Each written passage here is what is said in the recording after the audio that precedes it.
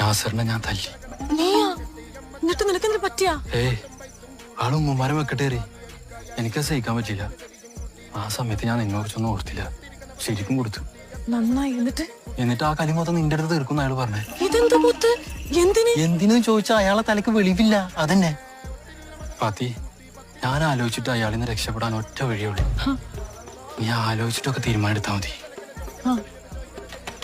നമുക്ക് ഒളിച്ചോടിയാലോ? അപ്പൊ മുജീക്കായ റംലത്താ സപ്പോർട്ടാ.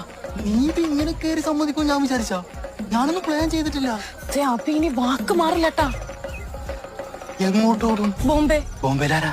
ആര്? നമുക്ക് എങ്ങോട്ടും ഓടണ്ടേ? എന്റെ ഫാത്തി, ഇത്രേ ഉള്ളൂ. നമ്മള് ഇവിടുന്ന് ഓടി പെരുമാനി കവലയിൽ എല്ലാവരും കാണുകൊടുത്ത് തന്നിരിക്കണം. അപ്പൊ ആരെങ്കിലും ഒക്കെ വന്നിട്ട് നമ്മളെ കണ്ട് ഇങ്ങോട്ട് കൂട്ടി കൊടുത്തോളൂ. പിച്ചോടിന്നറിഞ്ഞ നാസർ പിന്നെ കെട്ടൂല. അത് കട്ടായ